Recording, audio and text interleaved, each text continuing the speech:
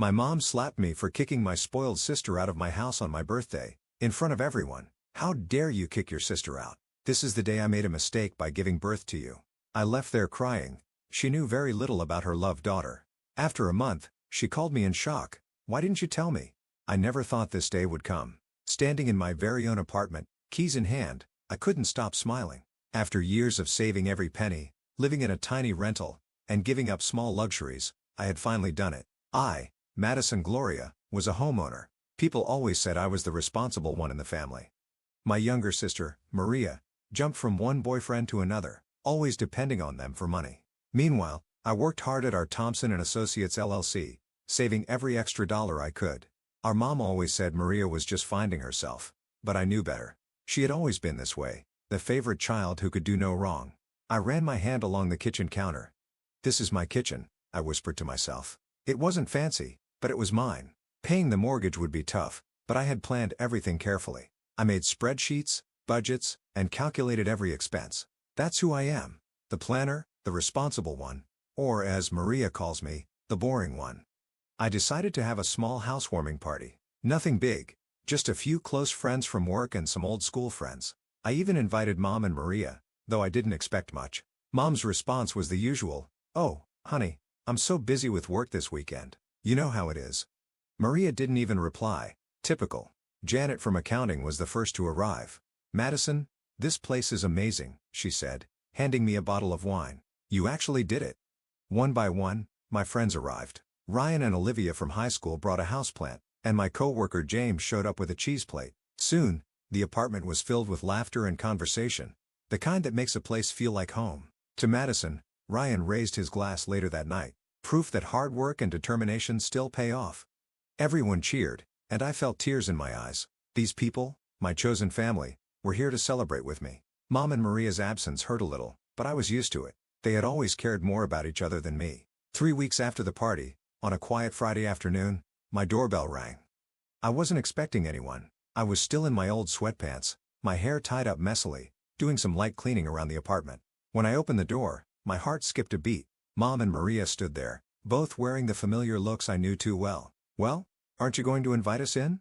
Mom asked, pushing past me without waiting for an answer. Her designer purse swung on her arm as she made her way inside. Maria followed, wearing sunglasses indoors like some kind of celebrity. "I wasn't expecting you," I said, still standing by the open door. Mom was already in my kitchen, opening cupboards and drawers like she owned the place. "Madison, you haven't even started dinner. It's already 5 o'clock. "Mom, how could I start dinner when I didn't even know you were coming?" I sighed, closing the door and following her. "You could have called first." She waved her hand like it didn't matter, a gesture that always made me feel small. "You've always been hopeless with household chores," she said. "I tried to teach you, but you were always too busy with your nose and those accounting books." Meanwhile, Maria walked around my apartment like she was inspecting a house for sale. She ran her fingers along the walls, peeked into every room, and kept shaking her head like she was judging everything. "I'll make some tea," I said, trying to be polite even though they had just barged in. As I filled the kettle, Maria finally sat down at the kitchen table. She took off her sunglasses and gave me that look, the one she always had when she wanted something. "This is actually a nice place, Madison," she said in a voice that usually meant bad news was coming. "The location is perfect, right in the middle of everything." "Thanks," I replied carefully, setting out 3 mugs. Mom was still criticizing how I organized my kitchen, but I had learned to tune her out years ago. Maria ran her finger along the edge of the table. "I have some news," she said. "David and I broke up." She sighed dramatically. "He wanted me to start paying rent. Can you believe that?" After 7 months together, I bit my tongue and focused on pouring the tea. "So, anyway," Maria continued, "I had to move out of his place, obviously. And you know how expensive rent is these days?" She paused, letting that thought sink in. "I was thinking I could stay here with you for a few months." The mug in my hand froze halfway to the table. "Just for a little while," she added quickly. "For months, tops. Until I find a job and get back on my feet." "I don't think that's a good idea," I said. I set the mug down carefully. "I just moved in myself, and I really need my space." Mom's voice cut through the kitchen like a knife. "How dare you be so selfish? Your sister is going through a hard time. She has nowhere to go, no money, and here you are, sitting in your fancy new apartment all alone. And, you won't even help your own sister?" "Mom, Maria can stay with you," I said firmly, trying to keep my voice steady. "Your house has plenty of space." Maria groaned loudly before Mom could answer. Oh my God, Madison, have you seen where Mom lives? It's like a retirement village. Nothing but old people walking their dogs and going to bed at 8. It's a perfectly nice neighborhood. I started, but Maria wasn't finished. Your place is in the center of everything. She waved her hands toward the windows. There are clubs, bars, shops, places where I can actually meet people and make connections. How am I supposed to rebuild my life stuck in the suburbs? You're being incredibly selfish, Mom added. After everything we've done for you. They kept going, taking turns like a well-practiced team. When I refused, Maria would tear up and dab her eyes with a tissue. When that didn't work, Mom would launch into another speech about family loyalty. Back and forth they went like a tennis match. Then, Mom went for the final blow. Your father would be so disappointed in you, she said. He always taught you girls to look after each other.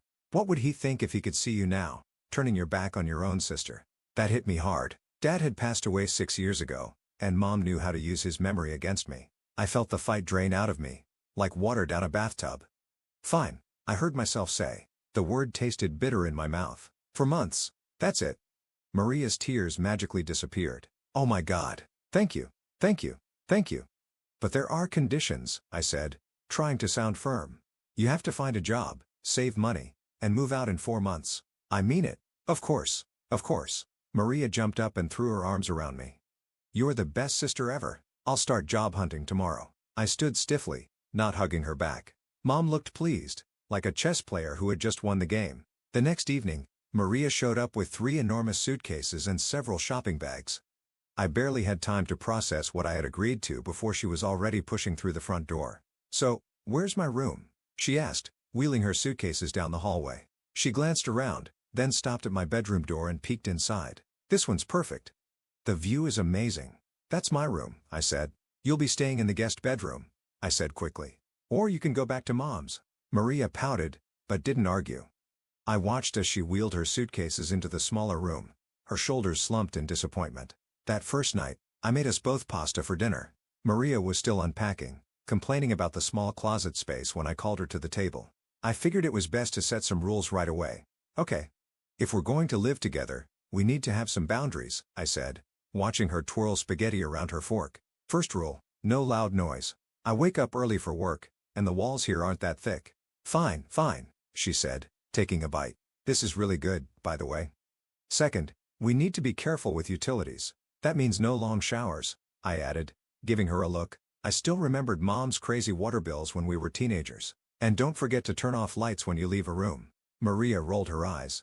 I'm not 12, Madison. I know how to flip a light switch. And most importantly, I continued, ignoring her comment, no guests without asking me first. This is my apartment, and I need to know who's coming and going. Maria put down her fork and looked me in the eye. I understand, Madison. Really? I know I haven't always been responsible, but I want to prove that I've changed. I'm going to find a job, save money, and be out of your hair before you know it. She actually seemed sincere, more than I'd seen in years. For the first time since this all started, I felt a tiny bit of hope. Maybe she really had grown up.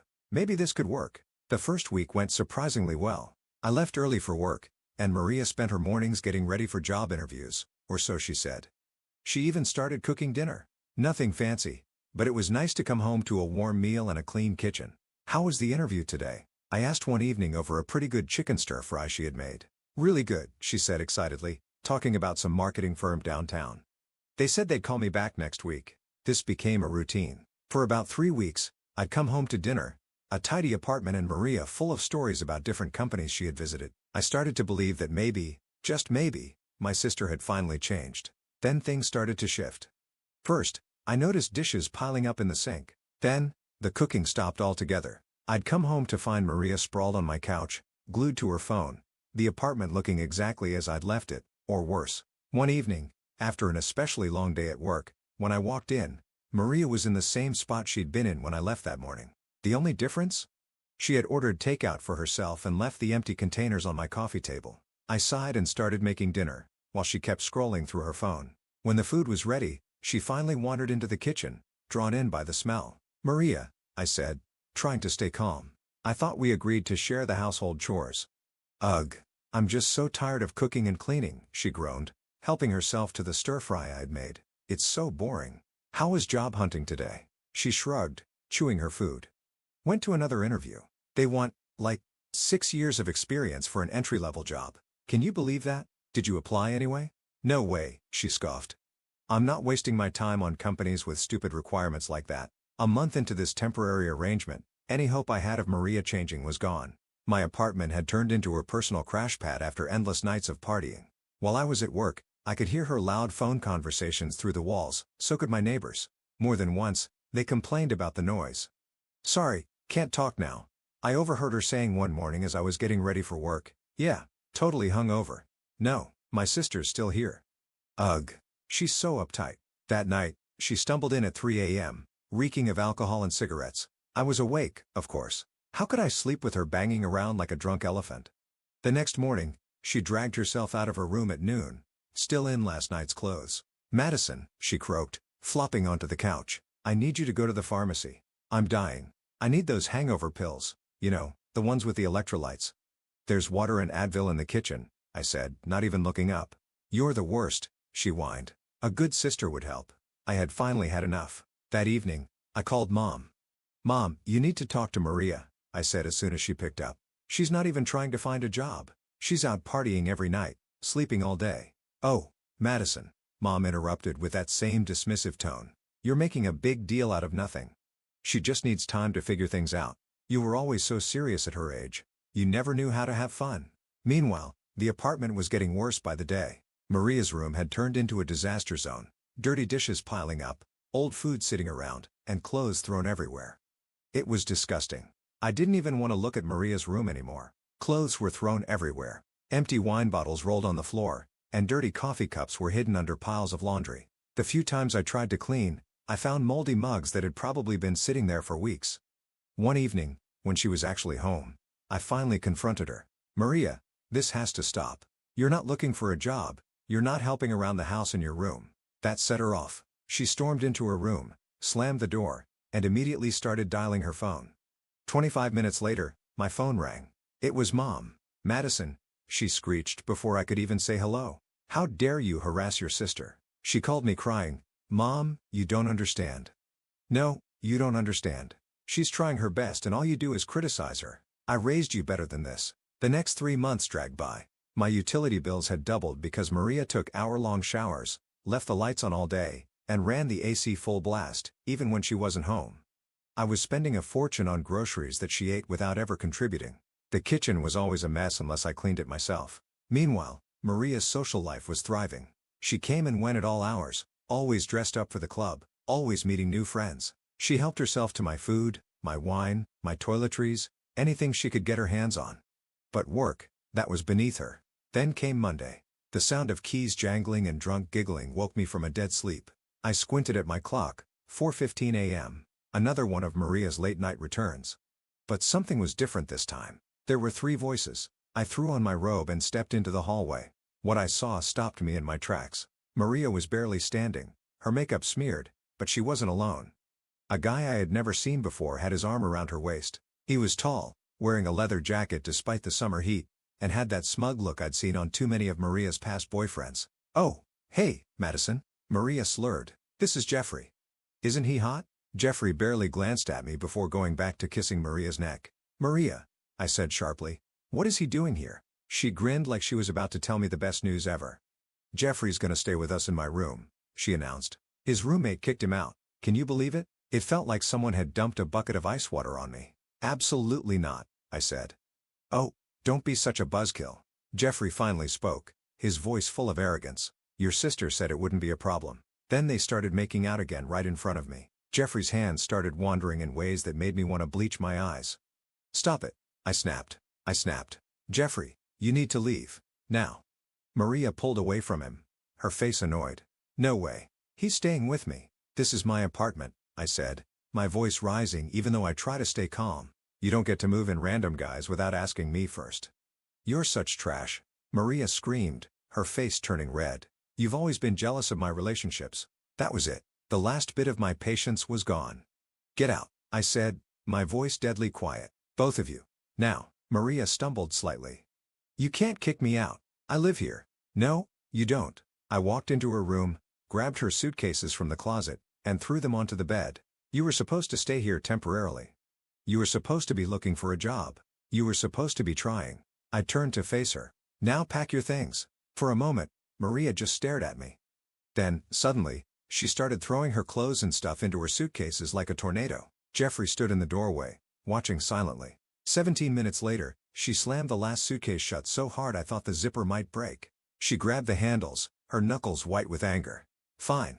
Keep your stupid apartment, she yelled, dragging her suitcases toward the door. You're a horrible sister. You've always been horrible. I hate you. She stormed out with Jeffrey right behind her, shouting every curse word she could think of as she left. The door slammed so hard that my picture shook on the walls. And then, silence. My hands were shaking. It took exactly 45 minutes for my phone to ring. Mom's name flashed on the screen. How dare you throw your sister out in the middle of the night? She shrieked the moment I picked up. She could have been hurt. I hung up. Then, I turned off my phone completely. The silence in my apartment after Maria left was almost too quiet. The first few days, I focused on deep cleaning. She had left a disaster behind. Moldy dishes under the bed, wine stains on the carpet, sticky spots on nearly every surface in the guest room. I filled so many garbage bags, it felt like I was throwing out enough trash to fill a small landfill. Better safe than sorry, I told the locksmith when he came to change the locks. He didn't ask questions, just nodded and installed the new deadbolt. When I held the new keys in my hand, they felt like freedom. My birthday was coming up soon, and for the first time in years, I decided to celebrate it at home. My newly cleaned, Maria-free home. I invited my closest friends from work, some old school friends, and a few cousins from Dad's side of the family, the ones who understood the situation with Mom and Maria. I did not invite Mom or Maria. I just wanted one day, one drama-free day. The party started off perfectly. Janet from accounting brought her famous chocolate cake. Ryan and Olivia showed up with a bottle of my favorite wine. My cousin Amy handed me a beautiful houseplant, smiling knowingly. To celebrate your reclaimed space, she said. We were all in the living room, sharing stories and laughing, when the doorbell rang. My heart sank. I knew that aggressive ring. Sure enough, when I opened the door, there stood Mom. She stormed into my apartment like a dark cloud, her eyes scanning the room. She didn't even say happy birthday. Instead, she planted herself in the center of the room and began her performance. I can't believe you're all here celebrating with her, she announced to my guests. When she threw her own sister onto the street in the middle of the night, the room fell silent. My friends exchanged uncomfortable glances. Mom, I said quietly, this isn't the time. When is the time? She demanded. Asterisk. When is the time to talk about how cruel and heartless you've become? Your poor sister has been devastated. Maria acted terribly, I said, trying to keep my voice steady. She took advantage of my kindness. She was selfish. Mom's voice rose even higher. That's what you are. You've turned into a selfish, cold-hearted woman. Is this what you wanted? To live alone in your fancy apartment while your sister struggles? Something inside me snapped. Maybe if you spent less time spoiling Maria and more time actually parenting her, she wouldn't be struggling. The crack of her palm against my cheek echoed through the silent room. The slap was so hard, I stumbled backward, my hand flying to my face in shock. Ungrateful brat, she spat, her voice full of anger. You're no daughter of mine. Then she turned and stormed out, slamming the door behind her. The silence that followed was deafening. I stood frozen, my cheek burning, my eyes stinging with tears. I tried to hold them back, but I couldn't. Amy was the first to move, wrapping her arms around me as I finally broke down. The rest of my guests gathered around, offering comfort, but it didn't matter. The party was ruined. My perfect, drama-free birthday had been destroyed in less than 10 minutes. 4 weeks later, my cousin Amy called me. Just thought you should know, she said carefully. Maria and that boyfriend of hers moved into your mom's house. I changed the subject. I didn't want to know more. 5 months passed. I focused on work, redecorated my apartment and even started taking yoga classes. Life was peaceful. No drama, no late-night disruptions, no family stress. Just quiet mornings with my coffee and relaxing evenings with my books. Then one day, my phone lit up with Mom's number. I almost didn't answer, but something, maybe curiosity, made me pick up. Madison. Mom's voice was different, softer. Please don't hang up. I need you to listen. I stayed silent, waiting. You were right, she said, her voice breaking. About everything. She took a shaky breath. Maria, she's out of control. She and that Jeffrey person have taken over my house. They don't work. They don't help with anything. They just make a mess, over and over again. I could hear how exhausted she was. They throw these parties, she continued, in my house, in my quiet neighborhood, and when I tried to stop them last week, Maria, her voice cracked. She pushed me, Madison. She actually pushed me down. Mom was crying now. I need your help, please. I don't know what to do anymore. I sat there listening. I remembered the sting of her slap, the words she threw at me on my birthday. Ungrateful brat. You're no daughter of mine. You need to handle this yourself, Mom. I said quietly. Your golden daughter is your problem now. Then I hung up, and I blocked her number. But the updates still reached me through the family gossip chain. Amy called me regularly with news. Mom had filed an eviction lawsuit against Maria and Jeffrey. The house had turned into a war zone, daily screaming matches, loud enough for the whole neighborhood to hear. One night, the police even showed up after concerned neighbors reported a disturbance. Apparently, one of Maria and Jeffrey's wild parties got so out of hand that someone thought they heard fighting. Aren't you worried about them? Amy asked one day. No. I replied honestly. Mom made her choice a long time ago. She always picked Maria over me. Always defended her. Always made excuses. Always made me the bad guy for not enabling her. This is the result. I don't know how the eviction case ended. I don't know if Maria and Jeffrey finally left or if they're still making Mom's life miserable. I don't know if Mom finally learned her lesson or if she's still making excuses for her precious younger daughter. But here's what I do know. My apartment is peaceful. My bills are back to normal. My dishes stay clean. My lights get turned off. No one helps themselves to my food or my wine. And I sleep through the night. No drunk giggling. No slamming doors. Just peace.